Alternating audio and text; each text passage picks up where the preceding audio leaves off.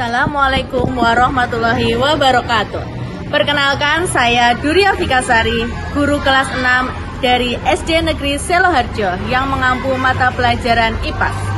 Dalam pembelajaran ini, saya menghadirkan inovasi pembelajaran mendalam dengan mengimplementasikan model pembelajaran problem based learning yang didukung dengan media pembelajaran interaktif Genially, MPI Jelas Ya, dan Assessment Wayground. Melalui pendekatan ini, murid bukan hanya belajar mendengar dan mencatat, tetapi juga menyelidiki, berdiskusi, dan berkreasi. Tujuan pembelajaran kali ini ada 3. Yang pertama, melalui MPI jelajah dan diskusi kelompok, murid mampu mengidentifikasi hubungan antar komponen biotik dan pengaruhnya terhadap ekosistem. Yang kedua, menganalisis pengaruh kegiatan manusia terhadap keseimbangan ekosistem. Dan yang ketiga, memaparkan solusi terhadap permasalahan keseimbangan ekosistem. Inovasi ini dirancang untuk menumbuhkan rasa ingin tahu serta kepedulian murid terhadap lingkungan.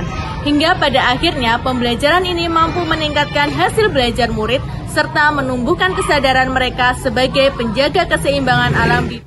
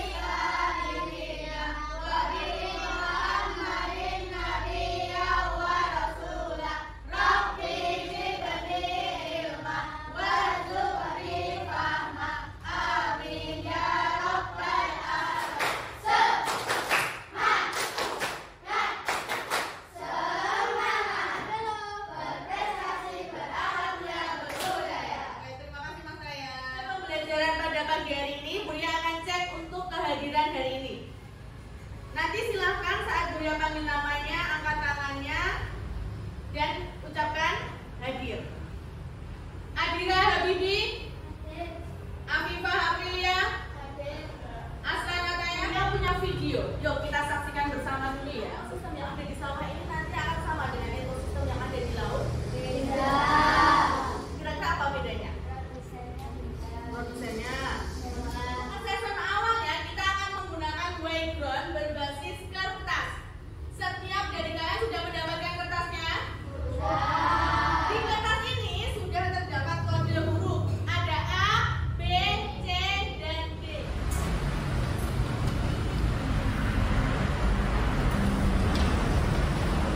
Kita cek ya untuk hasilnya ya. 10 orang menjawab A, 3 orang menjawab B, 1 orang C, 2 orang D.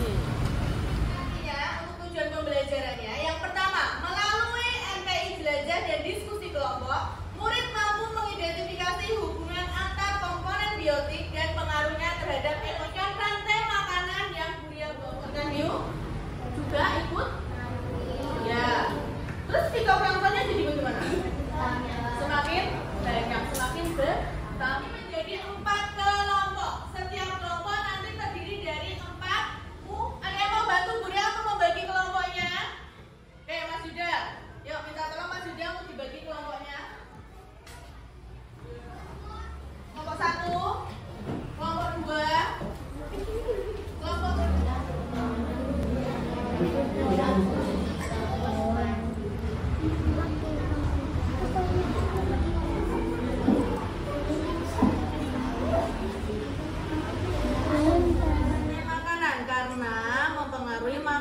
Di tingkat bawah benar apa salah? Kita cek. Oke, benar. Kita lanjut ke level 2. Sudah sampai level berapa ini? Oke, yuk kita coba level 3. Kami ikut pamannya bekerja sebagai nelayan. Saat menangkap ikan, banyak ikan kecil yang ikut terperangkap di jaring. Kami merasa kasihan. Apa yang sebaiknya dilakukan? Yang mana? Oke, coba yang itu. Ya, waktunya udah habis.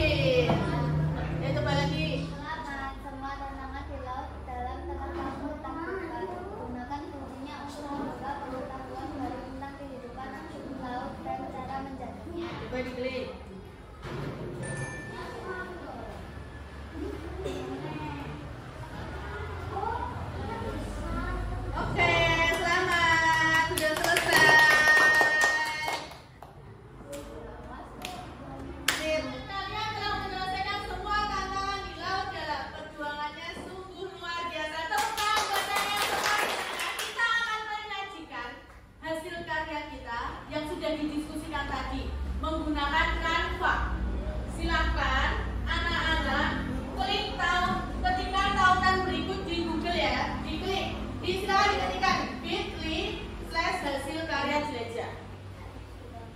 Sudah? Ikan. Kegiatan manusia yang mempengaruhi ketidakseimbangan ekosistem itu apa aja? Silakan diskusikan dengan kelompoknya. Kemudian, upaya-upaya untuk menjaga keseimbangan ekosistem itu seperti apa?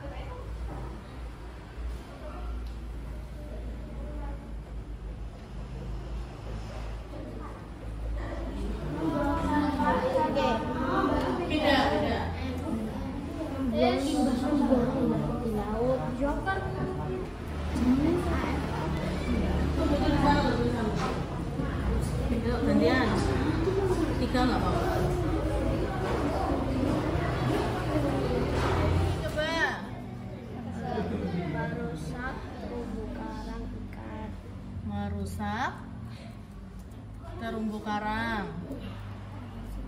Apalagi coba masalah. Apa? Membuang sampah sembarangan di pantai. Ya, membuang sampah sembarangan di pantai.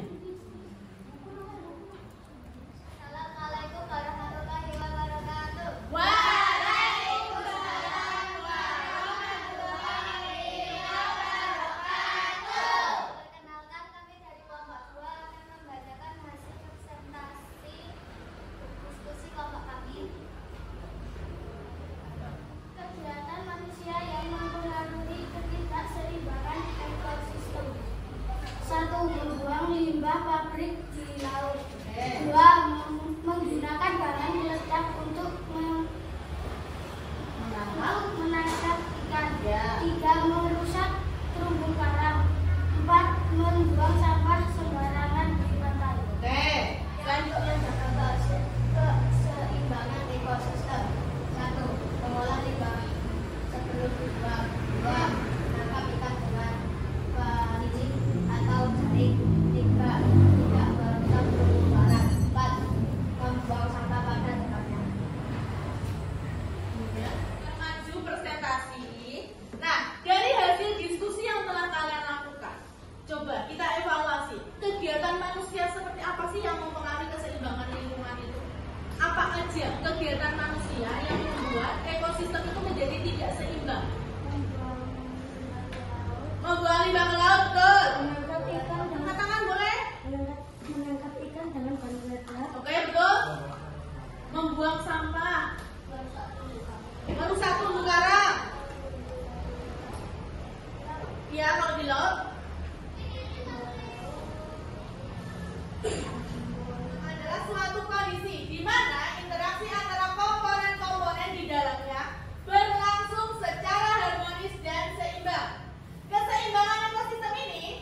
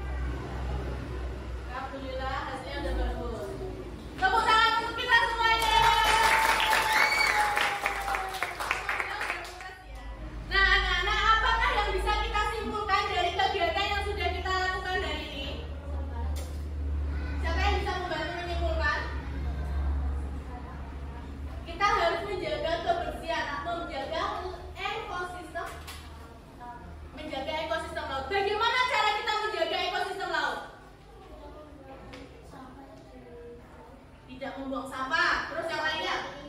Tidak boleh membuang limbah. Rutin melakukan anak-anak setelah melakukan pembelajaran pada pagi hari ini. Apakah semuanya senang? Kegiatan apa yang paling anak-anak sukai dari pembelajaran pada pagi hari ini?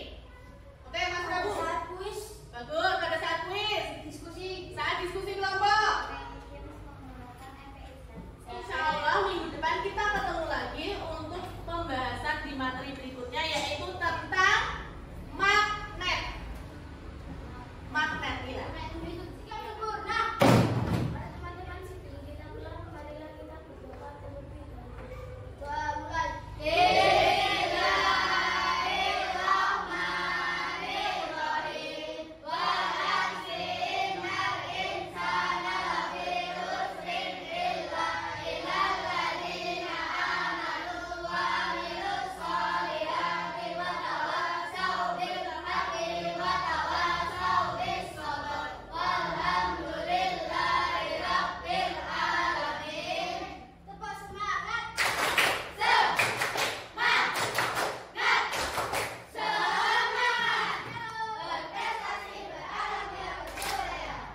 Makasih Mas sayang. Ini untuk pertemuan pada pagi hari ini. Wassalamualaikum warahmatullahi wabarakatuh.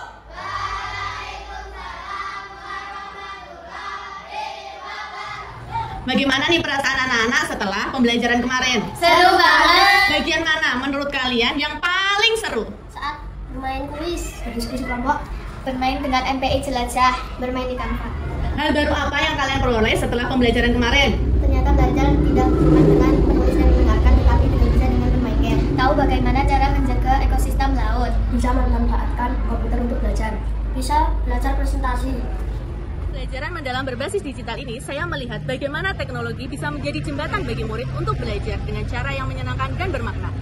Saya merasa bangga melihat murid mampu menemukan jawaban sendiri, berdiskusi dengan semangat, dan menyajikan hasil akhir mereka secara kreatif.